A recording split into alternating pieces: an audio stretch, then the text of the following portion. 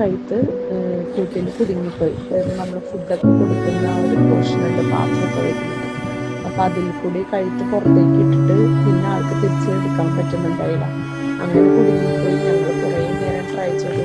എൻ്റെ കസിൻസ് എല്ലാവരും വന്ന് ട്രൈ ചെയ്തു. പക്ഷേ എന്ത് ചെയ്താൽ തിരിച്ച് അകത്തേക്ക് വലിച്ചെടുക്കുന്നുണ്ടായിരുന്നില്ല.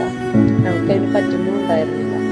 അങ്ങനെ അപ്പോഴാണ് എനിക്ക് പരിചയമുള്ള രേഷ്ണുവിനെ ഓർമ്മകൾ. അങ്ങനെ രേഷ്ണുവിനെ വിളിച്ച ഉടനെ ഒരു 1.5 hour തന്നെ രേഷ്ണു വന്നു. പട്ടീനെ പുറത്തെടുക്കാനുള്ള എല്ലാവിധ കാര്യങ്ങളും അവൻ പെട്ടെന്ന് ചെയ്തു തന്നു. അങ്ങനെ ഒരു 4 o'clock ഒക്കെ ആയപ്പോഴേക്കും നമുക്ക് ആ ഒരു പോർഷൻ, അതായത്